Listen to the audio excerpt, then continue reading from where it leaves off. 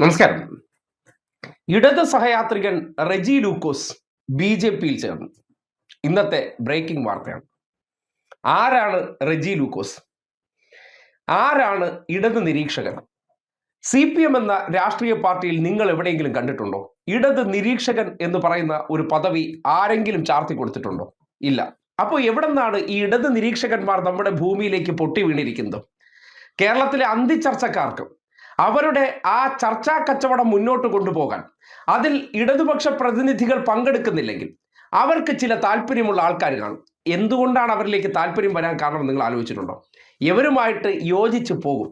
ഇവരുമായിട്ട് link ഉള്ളവരാണ് എന്തായി മാറുന്നത്? ഇടത് നിരീക്ഷകരായി മാറുന്നത്.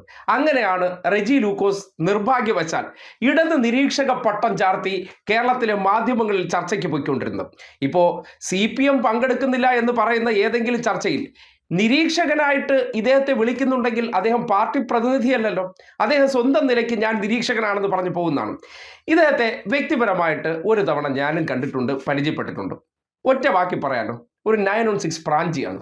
എങ്ങനെയാണെന്ന് പറഞ്ഞാൽ, ഈ വിദേശ മലയാളികൾ, പ്രത്യേകിച്ച് ഈ ഫൊക്കാനോ എന്ന് പറയുന്ന അമേരിക്കയിലെ സംഘടനകളുണ്ട്. കേരളത്തിലെ മാധ്യമ സ്ഥാപനങ്ങളിൽ നിൽക്കുന്ന ചിലരെല്ലാം ഇത്തരം ആൾക്കാരെ മണിയടിച്ചാണ് നടക്കുന്നത്. കാര്യം ഇവർക്ക് അമേരിക്കയിലേക്ക് പോകാൻ താല്പര്യമുണ്ട്. ഇവരെ സംബന്ധിക്കുന്നിടത്തോളം ആര് ഈ സ്വതന്ത്ര മാധ്യമ പ്രവർത്തകൻ എന്ന് സ്വയം ചാപ്പയടിച്ച് നടക്കുന്ന വ്യക്തിയാണ് റെജി ലൂക്കോസിനെ പോലുള്ളവർ. അല്ലാതെ ഒരു മാധ്യമ പ്രവർത്തകനൊന്നും അല്ല. നിങ്ങൾക്ക് എപ്പോഴെങ്കിലും അദ്ദേഹത്തിന്റെ സംസാരമോ അദ്ദേഹം പറയുന്ന സ്റ്റേറ്റ്മെന്റ് കേട്ടതിന് ശേഷം അദ്ദേഹം ഒരു ഭയങ്കര മാധ്യമ പ്രവർത്തകനായിരുന്നു എന്ന് ഒരിക്കലും നിങ്ങൾക്ക് തോന്നത്തില്ല. പക്ഷേ അദ്ദേഹമൊക്കെ സ്വതന്ത്രമായി മാധ്യമ പ്രവർത്തകനാണെന്ന് പ്രഖ്യാപിച്ചുകൊണ്ട് ഈ മാധ്യമ മേഖലയിലുള്ള ചില സിൽബന്ധികളുണ്ട്. ഈ സിൽബന്ധികളെ കൊണ്ട് ഇവരെന്ത് ചെയ്യും? ചാനൽ ചർച്ചകൾ. കാര്യം ഇവർക്ക് ഒരു പബ്ലിസിറ്റി ആവശ്യമാണ്. കാര്യം എന്താണ്? പ്രാഞ്ചികളായിട്ടുള്ള ചില അമേരിക്കൻ മലയാളീസ് ഉണ്ട്. ഇവരെ സംബന്ധിക്കുന്നിടത്തോളം കേരളത്തിൽ വിസിബിലിറ്റി ആഗ്രഹിക്കുന്നുണ്ട്. ആ വിസിബിലിറ്റി ആഗ്രഹിക്കാൻ വേണ്ടി ഇവർ ആശ്രയിക്കുന്നത് ഇതുപോലുള്ള പ്രാഞ്ചികളെയാണ്. അങ്ങനെ ഈ പ്രാഞ്ചികൾ അവരെ ഉപയോഗപ്പെടുത്തി കേരളത്തിലെ കുറച്ച് മാപ്രകളെ അല്ലെങ്കിൽ അവതാരങ്ങളെയൊക്കെ വിദേശത്ത് കൊണ്ടുപോയി ചില നുണുക്ക് അവാർഡൊക്കെ വാങ്ങിക്കൊടുക്കുന്നതാണ് ഇവർക്കിടയിലുള്ള ബന്ധം. ആ ബന്ധം ഉപയോഗപ്പെടുത്തിയാണ് ഇദ്ദേഹം രാഷ്ട്രീയ നിരീക്ഷക പട്ടത്തിലേക്ക് കടന്നു കയറുന്നത്. ACVയിലൂടെ. പിന്നീട് അദ്ദേഹം പല ചാനലുകളിലും ഇടതുപക്ഷ പ്രതിനിധികൾ പോയില്ലെങ്കിൽ ഇടതുപക്ഷത്തെ ന്യായീകരിക്കാൻ വരുന്നു എന്ന വ്യക്തി എന്നുള്ള നിലയ്ക്ക് ഇദ്ദേഹം പോയിരുന്ന് പറയുന്ന വായ്ത്താരികൾ ഒന്ന് ആലോചിച്ചാൽ മാത്രം മതി. അദ്ദേഹത്തിന്റെ സംസാരം കൊണ്ടോ അദ്ദേഹത്തിന്റെ ശൈലി കൊണ്ടോ ഒരിക്കലും ഒരു വിഷയത്തിൽ പാർട്ടിയെ ന്യായീകരിക്കുന്നതിനപ്പുറം എന്തൊക്കെയാണോ പാർട്ടിയുടെ തലയിൽ ചാർത്തേണ്ടത് ഇദ്ദേഹത്തെ അവിടെ കൊണ്ടുവന്ന് ഈ വയലിലെ കോലമായി ഇരുത്തിക്കൊണ്ട് പലപ്പോഴും ചാനൽ അവതാരകരും ബാക്കിയുള്ളവരും ചേർന്ന് ഇടതുപക്ഷത്തിന്റെ തലയിൽ ചാരാറാണ് പതിവ്. ഇദ്ദേഹത്തിന്റെ വർത്തമാന ശൈലിയോ അല്ലെങ്കിൽ ഒരു വിഷയത്തെക്കുറിച്ച് പറയാനുള്ള ശേഷി കുറവ് കാരണം പലപ്പോഴും അത് ഇടതുപക്ഷത്തിന് വിനയായി മാറിയിട്ടേ ഉള്ളൂ.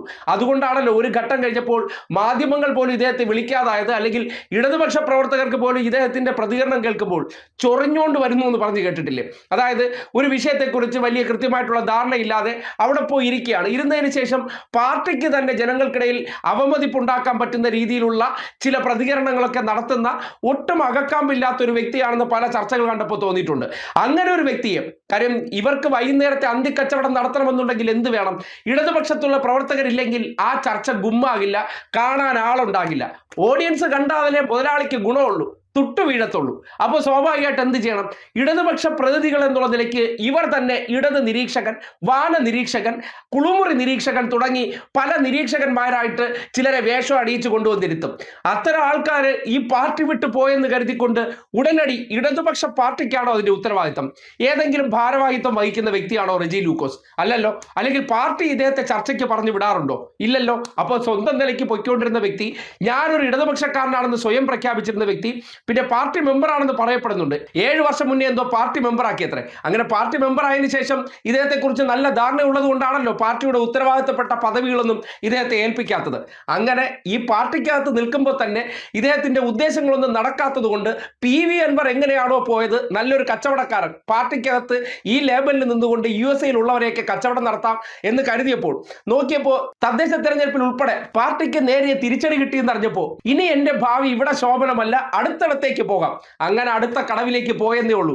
അല്ലാതെ ഈ പ്രാഞ്ചി കെടുതികളൊക്കെ ഇതിൽ നിൽക്കുന്നതുകൊണ്ട് ഒരു ഗുണവും ഇല്ല. അല്ലെങ്കിൽ ഇവരൊക്കെ ഇതിൽ നിന്നു എന്ന് കരുതിക്കൊണ്ട് ഏതെങ്കിലും ഒരു തരത്തിൽ ഒരു വോട്ട് പോലും ഈ സംഘടനയ്ക്ക് കിട്ടാൻ പോകുന്നില്ല. വാ തുറന്ന് സംസാരിക്കാൻ പോയാൽ കിട്ടാനുള്ള വോട്ട് കൂടി പോകുന്ന അവസ്ഥയാണ്. അതുകൊണ്ട് ഇമാതിരി പ്രാഞ്ചികൾ കള ഒഴിഞ്ഞു പോകുന്നത് ഒരു കണക്കിന് ഈ പാർട്ടിയെ സംബന്ധിക്കുന്നിടത്തോളം അനുഗ്രഹമാണ്. ഇത്തരം ആൾക്കാർ ചില താല്പര്യത്തോടു കൂടി കടന്നു കയറി നിന്ന് ഇതിനെ ഉപയോഗപ്പെടുത്തിക്കൊണ്ട് സ്വന്തം കച്ചവടം ബലപ്പെടുത്തുക, താൻ എന്തോ വലിയ ചർച്ചക്കാരനാണെന്നുള്ള നിലയ്ക്കും ഇടതുപക്ഷക്കാരനാണെന്നുള്ള നിലയ്ക്ക് അതിന്റെ പേരിൽ പലതരത്തിലുള്ള കൂട്ടുകച്ചവടങ്ങൾ നടത്താനുള്ള പരിശ്രമം മാത്രമാണ്. അതിനൊരു മറയായിരുന്നു പാർട്ടി. അതിന് തക്ക രീതിയിൽ അദ്ദേഹത്തെ പരിഗണിക്കുന്നില്ല എന്ന് കണ്ടപ്പോൾ അങ്ങ് BJP പാളയത്തിൽ പോയെങ്കിൽ വളരെ ഉപകാരം. ഇത്തരം ആൾക്കാർ ഇനിയും ഉണ്ടെങ്കിൽ ആ നിരീക്ഷകന്മാരെല്ലാം കൂടെ ഒഴിഞ്ഞൊന്ന് പോകേണ്ടതാണ് എന്നുള്ള ഒരു സിമ്പിൾ റിക്വസ്റ്റ് കൂടി വയ്ക്കുകയാണ്. മാധ്യമങ്ങൾ സൃഷ്ടിച്ച ഒരു ഇടത് നിരീക്ഷകൻ കളം ഒഴിഞ്ഞു പോകുമ്പോൾ അത് പാർട്ടിക്ക് എന്തോ പ്രശ്നമാണെന്നുള്ള നിലയ്ക്ക് പറയുമ്പോൾ ഈ നാട്ടിൽ ഒരു നിരീക്ഷകനെയും പാർട്ടി സൃഷ്ടിച്ചിട്ടില്ല എന്നുള്ളൊരു യാഥാർത്ഥ്യം മാത്രമാണ് അതുമായി ബന്ധപ്പെട്ട് വാർത്തകൾ ആഘോഷിക്കുന്ന കെടുതികളോട് പങ്കുവയ്ക്കാനുള്ളത്.